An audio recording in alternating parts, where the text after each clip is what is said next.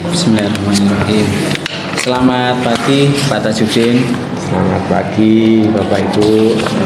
Bagaimana kabarnya pagi ini Pak? Alhamdulillah pagi ini seger sehat. Semoga Bapak Ibu juga sehat. Iya. Oke. Yang pertama saya mengucapkan terima kasih kepada Pak Tajudin karena telah meluangkan waktu untuk kami melaksanakan wawancara dalam hal bagaimana proses pengambilan keputusan, Pak. Oh gitu ya. Di sini nanti saya ingin menanyakan beberapa pertanyaan kepada Bapak terkait dengan pengambilan keputusan di sekolah yang dilaksanakan oleh kepala sekolah. Ya. Yang pertama, Bapak, bagaimana Bapak mengidentifikasi kasus-kasus yang merupakan itu adalah kasus-kasus yang merupakan atau termasuk dalam dilema etika atau bujukan moral. Ya, kasus-kasus yang kita temui di sekolah, kita bisa mengidentifikasi apakah kasus itu kasus dilema etika atau bukan gitu ya. Nah, ya kalau kasus yang berhubungan dengan seharusnya menurut peraturan itu salah, tetapi ketika kita mau menerapkan harus seperti itu, kita punya rasa kasihan, itulah yang disebut dengan dilema etika. Yang jelas di sekolah itu pasti ada kasus-kasus yang berhubungan dengan dilema etika. Iya, begitu. Okay. Kemudian yang kedua, Pak, bagaimana Pak Tajudin menjalankan pengambilan keputusan di sekolah, terutama untuk kasus-kasus yang ada dua kepentingan yang sama-sama benar, Pak, atau sama-sama mengandung nilai kebajikan. Ya. Yang jelas kalau untuk mengambil keputusan dilema etika seperti itu, kita tidak bisa langsung memutuskan sendiri atau kepala sekolah sendiri memutuskan, tapi saya harus menggali informasi, menggali data yang valid tentang peristiwa itu atau kasus itu. Terus kita juga mengumpulkan beberapa orang, termasuk waka, termasuk Bapak Ibu guru, wali kelas dan sebagainya, ketika kita menemukan kasus seperti itu. Jadi kita melihat kasus itu dari sudut pandang yang bermacam-macam begitu ya. Jadi tidak hanya satu sudut pandang saja, tapi dari beberapa sudut pandang seperti itu. Itu. Kemudian prosedur seperti apa yang biasa Bapak lakukan selama ini, Pak, untuk pengambilan keputusan atau mengidentifikasi permasalahan? Ya, yang jelas seperti yang sudah saya sampaikan tadi ya, kita tidak hanya saya langsung mengambil keputusan. Yang jelas contoh seperti kasusnya, kita punya kasus dilema etika yang satu anak kita yang sakit gitu ya, tetapi dia tetap kepingin sekolah. Nah, kalau dia menurut aturan, karena dia tidak memenuhi syarat untuk bisa naik kelas, tidak bisa itu. Tetapi karena kalau kita tidak menaikkan, dia sakitnya kan tidak sakit yang tidak bisa sembuh secara cepat atau bisa dikatakan sulit sembuhnya. Nah, kalau seperti itu kan ya harus kita bagaimana tidak hanya melihat peraturan saja, tetapi melihat sisi kemanusiaannya, sisi itunya gitulah ya. Jadi kita yang jelas kita mengumpulkan semuanya, Bapak Ibu waka, kemudian wali kelas, kemudian beberapa Bapak Ibu guru yang mengajar di kelas itu gitu ya. Nah, kita kumpulkan, kita cari informasi, terus kita mintai pendapatnya masing-masing Bapak Ibu itu. Nanti baru kita ambil keputusan yang sebaik-baiknya. Gitu. Kemudian Pak, hal-hal apa saja yang Bapak anggap efektif dalam pengambilan keputusan kasus anak sakit tadi misalkan? Ya. yang paling efektif adalah kita kolaborasi ya, kolaborasi beberapa pihak tadi gitu ya. Jadi dari situ kan ada beberapa pendapat dan yang jelas, nah kita cari yang terbaik di situ gitu ya. Gitu. Kemudian hal-hal apa saja yang selama ini menjadi tantangan untuk Bapak dalam menyelesaikan kasus-kasus tadi itu, Pak? Yang tantangan mesti ada ya, setiap permasalahan itu mesti ada yang setuju, ada yang nggak setuju, ada yang pro dan kontra. Nah, bagaimana kita menyadarkan bahwa yang kontra atau tidak setuju itu bagaimana kita ajak ngomong dari hati ke hati mungkin gitu ya, atau dengan cara pendekatan yang lain sehingga semuanya nanti bisa tidak ada titik temunya gitu. Kemudian Pak, apakah Bapak memiliki jadwal tertentu atau mungkin prosedur tertentu dalam menyelesaikan sebuah permasalahan dilema ini, Pak? Misalkan langsung diselesaikan pada hari itu, atau mungkin Bapak memiliki ya semacam prosedur tertentu sesuai dengan keinginan Bapak, mungkin seperti apa? Kalau kita punya permasalahan itu menurut saya dan yang kita lakukan selama ini, bahwa kalau ada permasalahan kita selesaikan secepatnya begitu ya.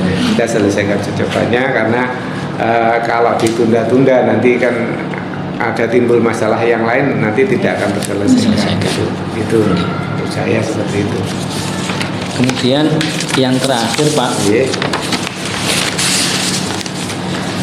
dari semua hal yang tadi Bapak sampaikan, kira-kira pembelajaran apa yang dapat Bapak petik dari selama ini pengalaman-pengalaman Bapak dalam menyelesaikan permasalahan dilema etika ini, Pak? Dilema etika. Yang jelas ada pelajaran di situ bahwa ketika kita memutuskan sesuatu itu kadang tidak harus sesuai dengan aturan yang seharusnya, tetapi kita harus juga memikirkan sisi sisi manusiawinya, atau sisi istilahnya itu ya, kemanusiaannya begitu ya. Nah, kemanusiaan, sehingga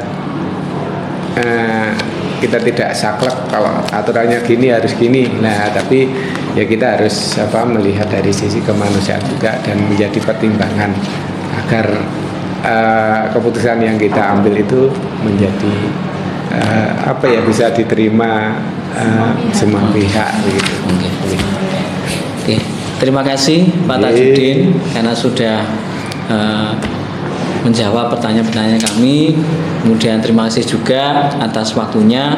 Semoga ini menjadi pembelajaran bagi kami sehingga ke depan bisa belajar dari pengalaman Bapak untuk bisa mengambil keputusan secara bijak untuk kasus-kasus yang termasuk ke dalam dilema etika atau bujukan moral.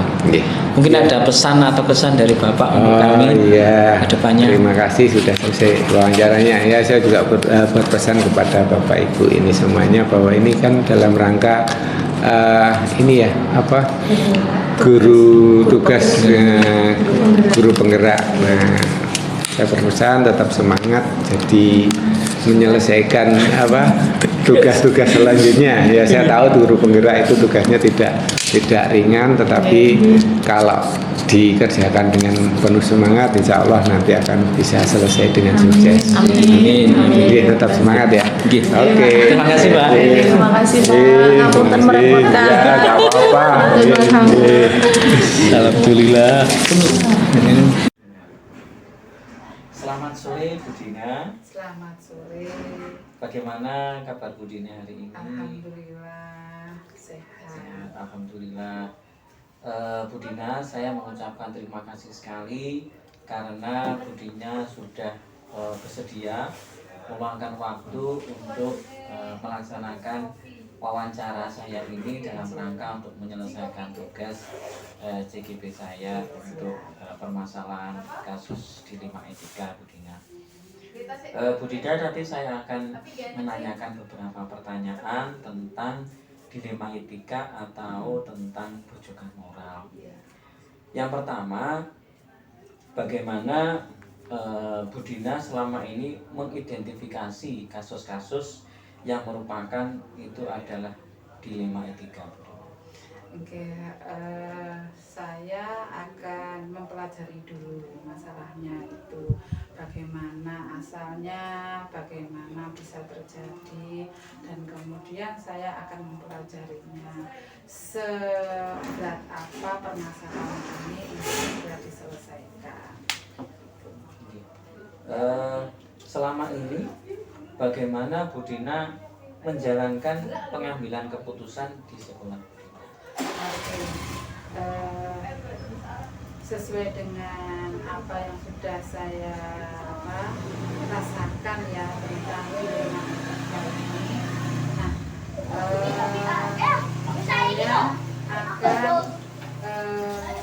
akan mengklasifikasinya dulu, Pak. Jadi permasalahan ini dari sudut mana dulu, kemudian solusi yang nanti akan diambil itu benar-benar berdampak atau tidak, seperti itu. Bagus sekali. Kemudian prosedur yang atau langkah-langkah yang seperti apa yang biasa Bu Dina lakukan selama ini untuk kasus-kasus yang dilema etika? Biasanya ada tahapan-tahapan yang harus saya lakukan gitu, Pak. Jadi saya membuat jadwal dulu, sekiranya permasalahan ini butuh penyelesaian. Jadi saya biasanya itu mempelajari dulu permasalahannya itu, kemudian berdiskusi, dan saya mencari berdiskusi dengan orang yang terlibat dengan masalah itu. Terus kemudian saya juga harus mencari dari sisi pandang yang lain. Nah, setelah itu saya akan menimbang dalam skala begini, ini harus segera dikerjakan, ini sekiranya urgensi apa tidak. Nah, seperti itu. Kemudian Bu Dina, hal-hal apa saja yang selama ini Bu Dina anggap efektif dalam pengambilan keputusan tersebut? Ya, itu efektifnya bagaimana ya, Pak? Ini nanti kan kalau biasanya dilema etika itu akan berbenturan dengan rasa kemanusiaan dan juga sebuah aturan. Nah, disinilah kadangkala ini saya merasa bingung, harus benar-benar dipikirkan gitu. Jadi kembali lagi kepada prioritas tadi. Nah, apakah saya harus mendulukan rasa kemanusiaan saya, ataukah saya harus tetap menjalankan sesuai dengan aturan? Okay. Selama ini pasti ada halangan atau tantangan dalam pengambilan keputusan yang Ibu lakukan. Nah, kira-kira apa saja tantangan yang sudah Bu Dina terima saat ini sampai saat ini? Iya, itu tantangannya, yaitu saya itu bingung memilih itu prioritas. Jadi prioritas antara kemanusiaan atau aturan yang saya dahulukan. Nah, biasanya saya akan berpikir di situ, sekiranya kalau aturan ini tidak bersentuhan dengan hukum dan kemudian bisa lebih fleksibel. Nah, saya biasanya akan memilih kemanusiaan. Tetapi kalau memang kasus ini bersentuhan dengan hukum, ya saya harus mengambil dari segi aturan ini dulu. Nah, untuk rasa kemanusiaan akan dicarikan solusi berikutnya. Apakah Bu Dina memiliki jadwal tertentu dalam mengambil keputusan tersebut? Iya, Pak. Jadi ketika menyelesaikan masalah, saya ini terbiasa dengan jadwal yang sudah saya rencanakan. Jadi yang pertama, saya pasti akan melibatkan orang yang bersentuhan dengan masalah tersebut. Ada suatu diskusi dulu, kemudian saya harus mempelajarinya, kemudian mempertimbangkan. Saya harus bisa mencari solusinya. Nah, itu juga perlu waktu untuk berpikir apa. Nah, setelah itu kalau sekiranya ada sudah ada solusi, maka saya akan membuat rencana tindak lanjutnya. Dan setelah itu saya tanya dulu biasanya ada sesi kayak coaching gitu ya Pak, mentoring. Nah, membantu teman-teman yang bermasalah ini untuk mencari solusinya secara mandiri. Nah, setelah itu saya mengontrol dengan melakukan refleksinya dari tindak lanjutnya itu seberapa berhasil sih, seberapa berdampak. Okay. Bu Dina, apakah selama ini ada pihak-pihak tertentu yang membantu dalam Bu Dina mengambil keputusan tersebut? Iya Pak, kejadian saat harus mengambil keputusan itu lebih banyak di sekolahan. Nah, orang atau pihak yang menjadi penyemangat saya adalah guru-guru saya. Ketika guru-guru saya ini bermasalah, saya sebagai pimpinan harus bertanggung jawab, membantu untuk mencarikan solusi supaya apa, semuanya bisa berjalan lancar lagi. Karena bergantung apa ya, kalau di sekolahan itu nanti mempengaruhi dengan circle di sekolahan itu berhubungan dengan pembelajaran kepada anak-anak. Ini yang terakhir Bu Dina, dari sekian banyak keputusan yang sudah Bu Dina buat, apakah atau mungkin adakah pembelajaran yang dapat Bu Dina petik dari serangkaian keputusan tersebut? Iya Pak, banyak sekali sesuatu yang bisa saya ambil ya. Pelajaran yang paling mengena di saya ini ternyata seorang pemimpin itu tidak boleh terlalu tergesa-gesa dalam mengambil keputusan. Itu ternyata juga ada ilmunya, ada tahapan-tahapan yang harus dilakukan supaya keputusan-keputusan yang kita ambil itu benar-benar tepat dan berdampak. Diharapkan itu sesuai dengan kebutuhan. Oke. Baiklah Bu Dina, saya mengucapkan terima kasih sekali atas sesi wawancara ini. Semoga apa yang kita bahas kali ini bisa bermanfaat untuk kita semua, Bu Dina dan terutama saya. Terima kasih Bu Dina. Assalamualaikum warahmatullahi wabarakatuh. Waalaikumsalam warahmatullahi wabarakatuh. Selamat pagi Pak Lutfi. Selamat pagi Pak Atta. Bagaimana kabarnya pagi ini Pak? Alhamdulillah. Alhamdulillah. Sehat sekali panjenengan pripun? Alhamdulillah Pak. Alhamdulillah. Pak Lutfi, saya mengucapkan terima kasih karena di pagi ini Pak Lutfi meluangkan waktu untuk saya untuk melaksanakan wawancara tentang permasalahan pengambilan keputusan dilema etika. Jadi Pak Lutfi, nanti saya akan melontarkan beberapa pertanyaan sekitar bagaimana Pak Lutfi nanti mengambil keputusan untuk kasus-kasus yang termasuk ke dalam dilema etika.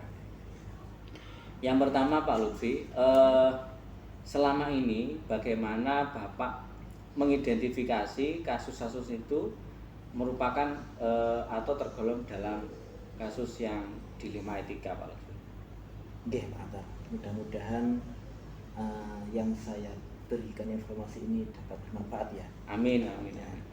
Untuk mengidentifikasi suatu hukum atau suatu permasalahan, saya berkoordinasi dengan, saya melihat dulu terlebih dahulu, ya, melihat terlebih dahulu kebenarannya, cara mencari informasi terlebih dahulu dari semua yang bersangkutan. Nah, setelah itu baru kita cari kebenaran.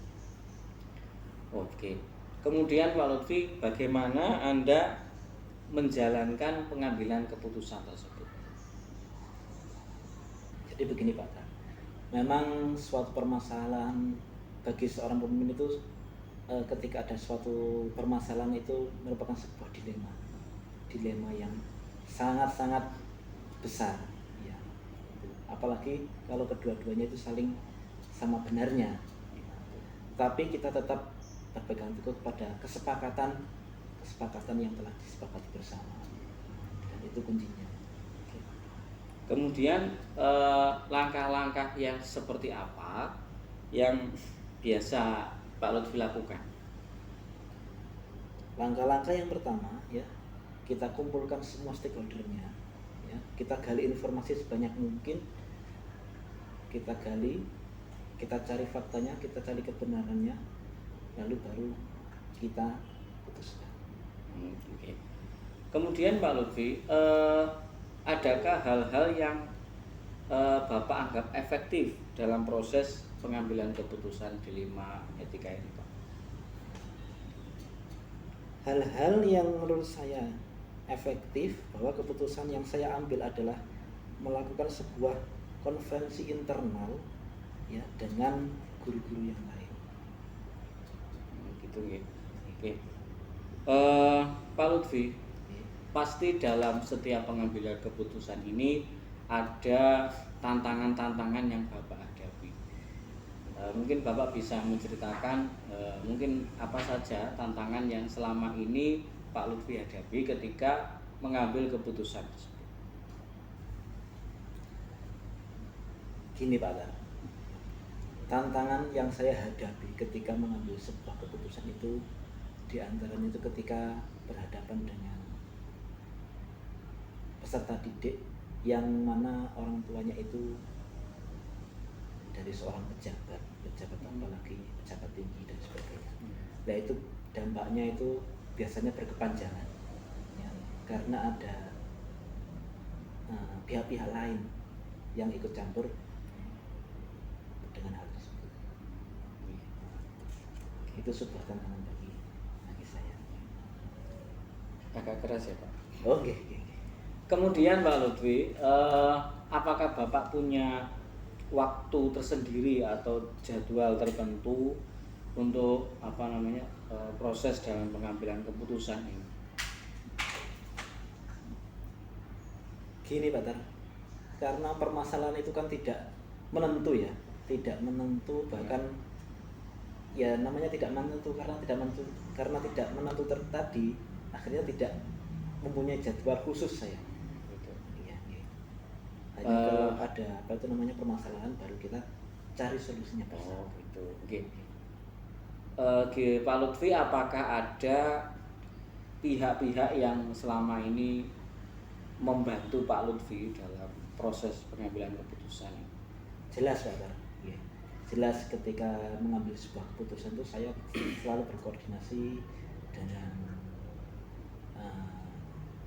waka-waka yang lain, dengan Bapak Ibu guru, yang akhirnya nanti kesepakatan atau keputusan tersebut itu bisa berpihak kepada murid.